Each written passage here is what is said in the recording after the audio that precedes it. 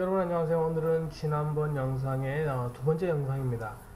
SUV랑 4휠 드라이브 중에서 나에게 맞는 차는 뭔가라는 주제를 가지고 두 번째 영상을 만들었습니다. SUV가 뭔지 또는 4휠 드라이브가 뭔지 잘 모르시는 분들이 많습니다. 보통 쉽게 말씀드리면 SUV는 그냥 소풍 수준의 산길이나 오솔길을 가는 차다라고 보시면 되고, 한 번씩 영화나 CF에 나오는 좀 험한 길을 가는 차가 그런 차들이 4휠 드라이브다라고 생각하시면 아마 될 겁니다. 첫 번째로는 험한 코스는 생각도 없고 그냥 애들이나 간단한 캠핑장이나 갈 수 있는 SUV를 사고 싶다. 성능 잘 모르겠고 타는데 불편없고 짐 많이 들어가고 몇 년 잘 타다가 좋은 가격에 또는 잔고장 없이 타다가 팔겠다. 그렇다면 도요타에서 나오는 RAV4를 사시는 걸 권해드립니다. 그 다음은 혼다 CR-V 아니면 마스다 CX-5를 선택하시는 게 최선이라고 생각하고요. 그냥 무난하고 잔고장 없고 나중에 팔 때도 별 무리가 없습니다.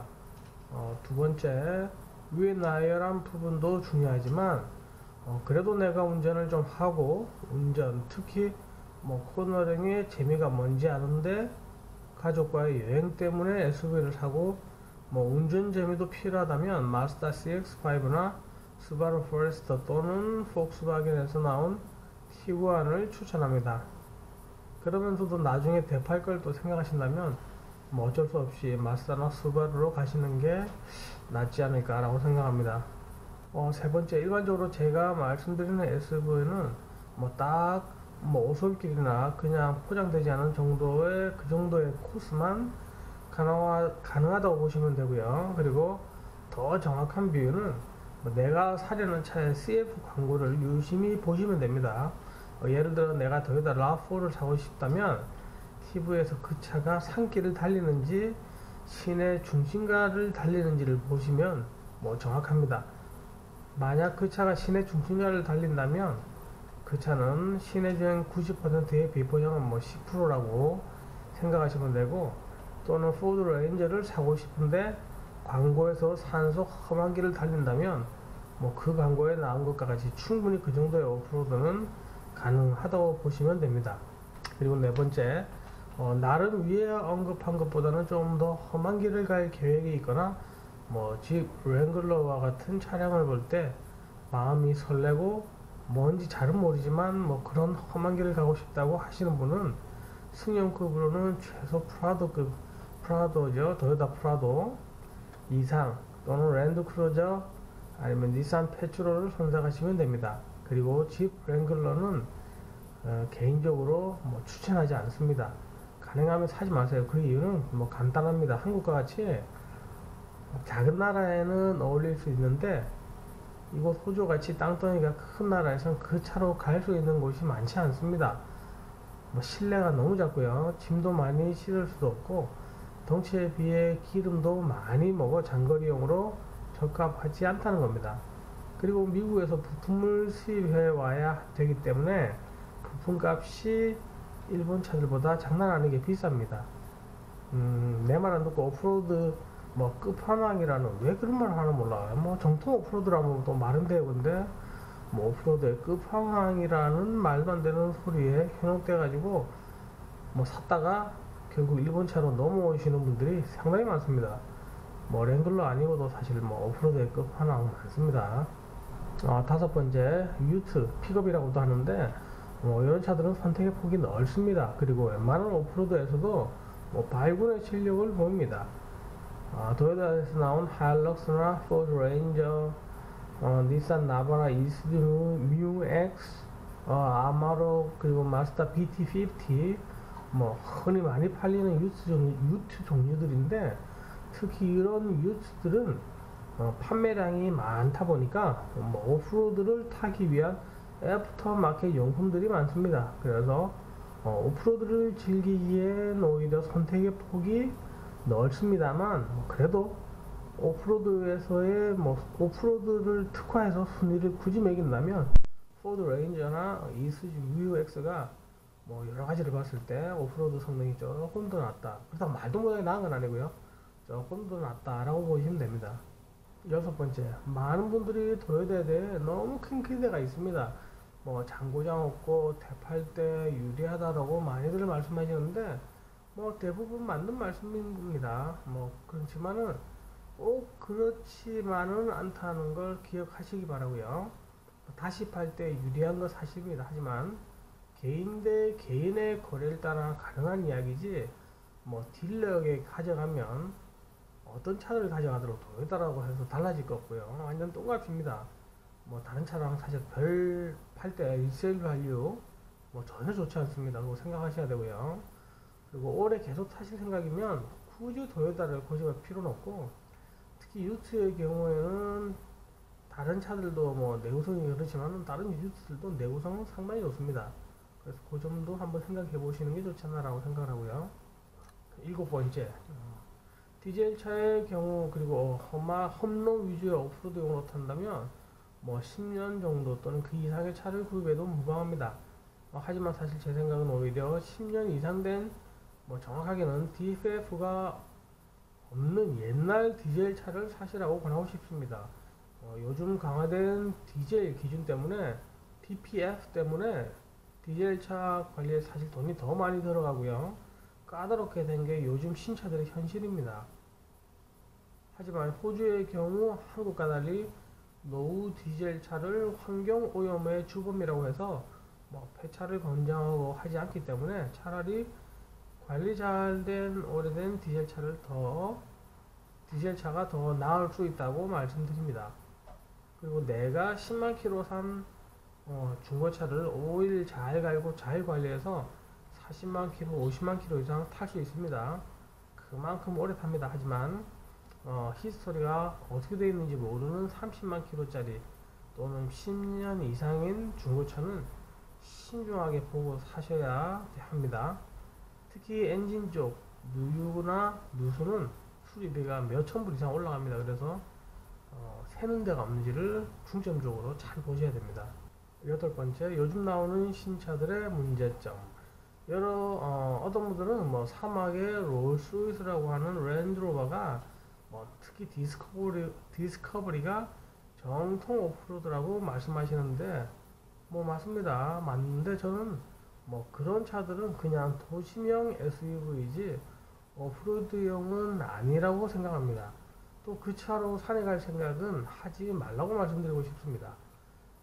물론 산에 가도 됩니다. 그리고 웬만한 홈런은 어떤 SUV나 풀 드라이브보다 잘 통과도 합니다. 하지만 저의 기준은 많아봐야 1년에 한두 번 먼지가 많은 길을 달리지 않는 분이라면 괜찮지만 적어도 흙먼지 날리는 산길을 1년에 두세 번 이상 가실 생각이 있으면, 아니면 우리 네발로 포일 드라이브 동호회 같이 그런데 가실 생각이 조금이라도 있으면 그런 차를 피하시는 게 낫다고 말씀드립니다. 물론 렌즈로버뿐만 아니라 요즘 나오는 다른 최첨단으로 무장된 차량은 오프로드용이 아니라고 말씀드리는 겁니다. 제가 생각하는 최첨단의 무장은 지난 2005년 랜드로버 디스커버리 3가 나왔을 때를 기준으로 봅니다. 요즘 나오는 신차들은 여러 첨단 센서들 덕분에 오프로드는 물론 높은 차체에도 불구하고 온로드에서의 승차감이나 코너링이 예술입니다. 하지만 그렇기 때문에 오프로드를 계속 즐기기엔 사실 위험이 따릅니다. 그 4드라이브 액션이란, 옛날에는 그게 4WD 만슬이라는 그 이름으로 나왔는데 4드라이브 전문 잡지가 있습니다. 그게 2005년도에 그 베스트 오브 더 이어 해가지고 4드라이브 중에서 최고의 차를 뽑는 그런 테스트를 했습니다. 그 사람들이. 그런데 그 차를 테스트할 때 모든 전문가들이 감탄을 연발했습니다. 하지만 각종 테스트 3일차에 갑자기 차가 고장이 났어요. 원인 모를 고장으로 차체가 낮아지고 각종 경고등이 뜨면서 테스트를 중단할 수밖에 없게 되죠. 그래서 랜드로버 서비스 센터에 조언을 받으려고 위성 전화를 돌렸는데 그 서비스 센터에서 돌아온 대답이 그 사람들도 잘 모르겠답니다. 뭐 그래서 결국 그 테스트에서 실격 아닌 실격을 하고 말았는데, 뭐 물론 첨단 센서가 장착된 차량들이 문제가 있는 건 아니겠지만, 모든 차들이 문제가 있는 건 아니겠지만은 뭐 오지에서의 정비성을 무시할 수 없고 센서들이 먼지에 취약한 건 사실입니다. 뭐 시대의 흐름상 편의성이나 승차감, 코너링 등 높은 성능을 유지하기 위해 각종 센서들이 추가되지만 산속 깊은 오지나 흙먼지도 덮었어야 하는 상황이 많은 오프로드들에겐 큰 단점으로 작용하는 게 사실입니다. 아홉 번째, 전혀 아무 손도 되지 않은 순전 상태의 차량 성능을 뛰어넘는 차로 개조하실 생각이 있으신 분들은 7, 8년 이상 또는 최첨단이 별로 없는 차를 사셔서 애프터마켓 용품으로 업그레이드하는 방법이 진정한 오프로드의 끝이다 라고 생각합니다. 물론 오프로드에도 뭐 세분화하면 또 이야기가 길어지지만, 뭐 캠핑, 투어링 그리고 오프로드를 모두 잡고 싶은 생각이 있으신 분은 대형급인 도요타 랜드크루저 80에서 100 시리즈 뭐 또는 120 시리즈까지를 권해드리고요. 랜드크루저 100 시리즈 정도만 돼도 뭐 너무 옛날 차라고 생각하시지만 최소한의 센서와 최고의 뭐 오프로드 성능을 원한다면 최고의 선택이라 생각하고, 그리고 닛산 페트롤은 GU 시리즈를 사시길 바랍니다. 10번째, 요즘 호주에서 돈 많은 오프로더들은 도요타 79 시리즈를 선호하는 경향이 있습니다. 사실 몇 년 전만 하더라도 쳐다보지도 않는 차종이었는데 닛산 페트롤이나 랜드크루저 신형이 너무 최첨단을 달리다 보니 뭐 새 차는 사야겠고 최첨단은 없는 차량은 79 시리즈밖에 없다 보니 이 차로 개조를 하는 경우가 많습니다만, 에어컨도 자동 창문 열리는 것도 옵션이고 가격도 만만치 않습니다. 그래서 요즘 성능 좋은 차는 많이 나오지만 전문 오프로드를 즐기기엔 뭐 갈수록 선택의 폭이 좁아지고 있는 게 사실입니다. 그 다음에 중고 4휠 드라이브 구별법에 대해서 말씀드리겠습니다. 가장 중요한 엔진과 미션이 새지 않는지를 꼭 확인해야 됩니다. 그쪽 가스켓 하나 가는데 몇 천 단위의 가격이 올라갑니다. 그리고 검은색으로 바닥에 그 차체 바닥이죠, 칠되어 있다면 무조건 의심하시고 자세히 긁힌 부분의 깊이를 봐야 합니다. 그냥 흙먼지가 많아 페인트 칠을 한 건지 오프로드를 험하게 타서 그런지를 봐야 한다는 거죠.